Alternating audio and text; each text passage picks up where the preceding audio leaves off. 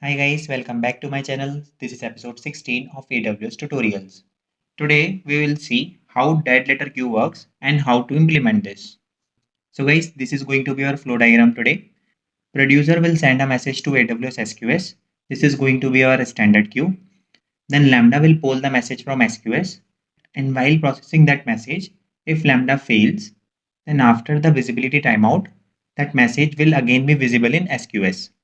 Then again a retry will happen. This Lambda will again poll that message, and let's say if it is failing again because of some wrong input, then in that case again the message will be visible in SQS after that particular visibility timeout. So this process will keep continuing.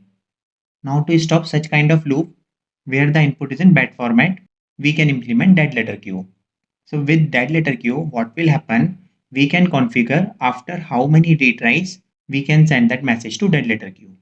So guys, then what will happen? So let's say in this SQS, if we configure that after 3 retries, just send that message to this DLQ, then this Lambda will try to process that message 3 times. And if this Lambda still fails, then SQS will send that message to DLQ. Okay, so let's see how to implement this. We are in AWS console. Just make sure you are in the correct region. Now let's create an SQS first. So guys, let's create a DLQ first. We'll click on this create queue. So this is going to be a standard queue only. And let's provide the DLQ name. Dev by Shashank DLQ session DLQ. And in the visibility timeout, let's put 2 minutes. And just leave all the configuration as it is. And create the queue. So guys, this is kind of a normal SQS only. We have not did anything extra.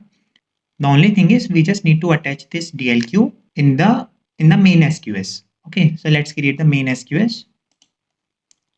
Let's click on this create queue. Here also we'll select a standard type and let's provide the queue name. Dev by Shashank DLQ session SQS, and here in the visibility timeout I'll put 2 minutes. So guys, if you are new to SQS or you don't know about visibility timeout, please watch my previous session where I have explained about visibility timeout and I also shown a live demo of it. I'll provide that link in the description. So here we have set the visibility timeout to 2 minutes.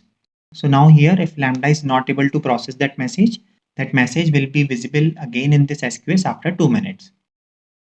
Now if we scroll down, here we have this dead letter queue configuration. So now what we have to do, after certain number of retries, we'll send that message to DLQ. So let's configure that here. We'll click on this enable button. Here we need to choose our DLQ that we just created. So this is the DLQ that I created. And here let's put 3. So after 3 retries, it will send that message to this DLQ. And this is how we'll be able to break that loop. And let's create the queue. So guys, our both the queues are ready now. So if we scroll down here, there is this dead letter queue section. We just click on it. Here you can see we have attached this SQS as a DLQ and the message will be sent to this DLQ after 3 retries. Now let's create a Lambda function. So let's create a function. Provide the function name. Dev by Shashank DLQ session Lambda. In the runtime, we'll select Python 3.14 and create the function. So guys, our Lambda function has been created. Let's go to the code section. We'll just do 2 things. We'll first lock the event object.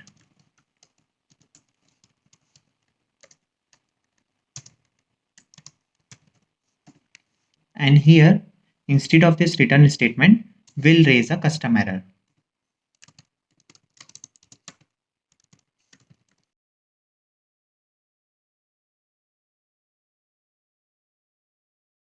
So now our Lambda function is ready. Now let's deploy this code. Now here we have to attach the SQS trigger. But before that, we need to provide some permissions in this Lambda role. So let's go to this configuration section. We'll go into this permission, open IAM role. So this is the IAM role. Here let's click on this add permissions, create inline policy. Now we need to select SQS here in the service section. Now in the actions, we need to search for receive message. Second is delete message. And third is get queue attributes. In the resources, we'll select all. Click on this next button. Provide policy name and create the policy. So now our Lambda rule is ready. Now let's go to this Lambda and here we'll add a trigger. So here source is SQS. Here we need to provide our SQS name. So this is our SQS that we created. Just make sure this activate trigger is enabled here. And in the base size, let's put 1 for now. And just leave all the configuration as it is. And click on this add button. So guys, SQS trigger has been added successfully here. So now let's go to SQS and send some message there. We'll click on the send and receive messages. Here let's provide a simple JSON object.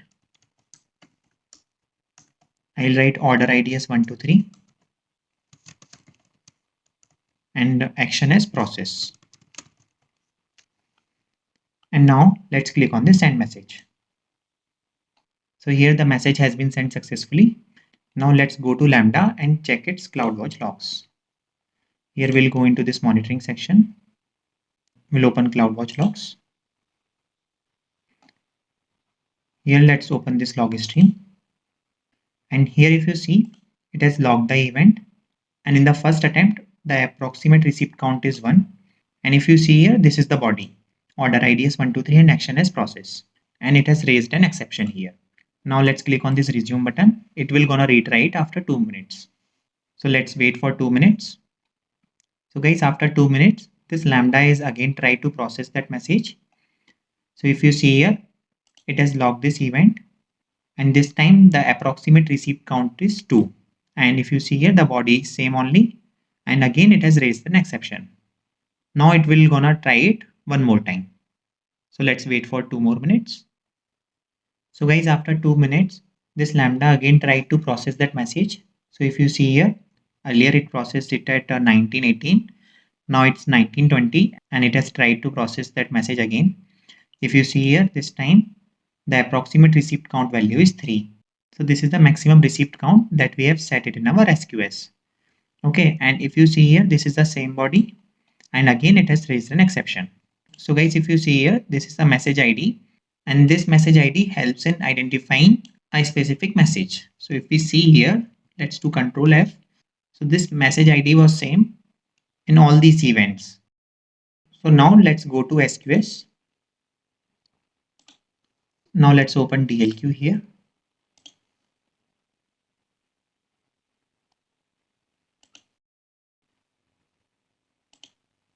So guys, this is our DLQ and let's click on this more button. And if you see here, one message is available here. Let's click on this send and receive messages. And guys, if you see here, one message is available here. Let's click on this poll for messages. So guys, if you see here, this is the same message ID. So guys, let's match the message ID first.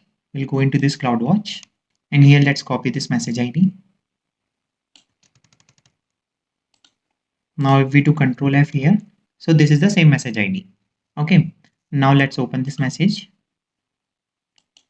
So if you see here, this is the same message that we sent from SQS. Order ID is 1, 2, 3 and action as process. But now after 3 retries, SQS has sent this message to DLQ. And if you see here in detail section, if you see here, receive count value is 4 because Lambda has already tried to process this message 3 times and this is the 4th time that we are reading from DLQ. So guys, this is how it works. So generally in our processes, we face 2 types of error. One is intermittent error. Let's say DB is not available or any external API is not available. So using retry, that error gets resolved. But let's say if the input message is incorrect, let's say we have provided any JSON object and we missed a few fields or the JSON structure is not correct. In that case, our Lambda will fail every time whenever it will try to process that message. So to handle this continuous retry, we enable DLQ. So here in this case, our Lambda tried to process that message 3 times, and after 4th time, SQS has sent that message to DLQ. So guys, for better clarity, let's check matrices as well. We'll go into this main SQS. Here we'll click on this monitoring section.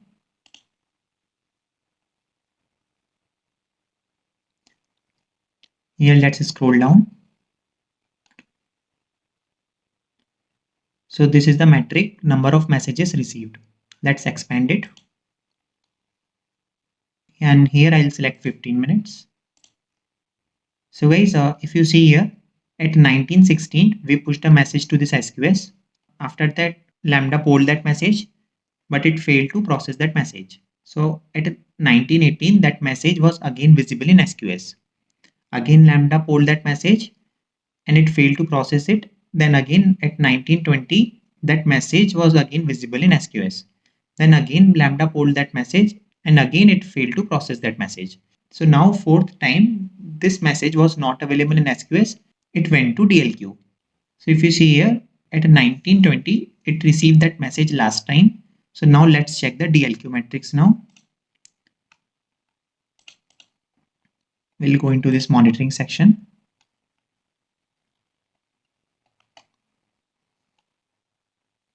Let's expand this metric. Here we'll select 15 minutes. So guys, if you see here, after 1920, that message was visible here in DLQ. So this is how it works. So guys, in this session, what we did, we created a DLQ, then we created a SQS, and we attached this DLQ with this SQS. Then we created a Lambda where we intentionally raised an error. Then we manually pushed a message to this SQS, and then this Lambda pulled that message from SQS and tried to process it. But Lambda raised an exception.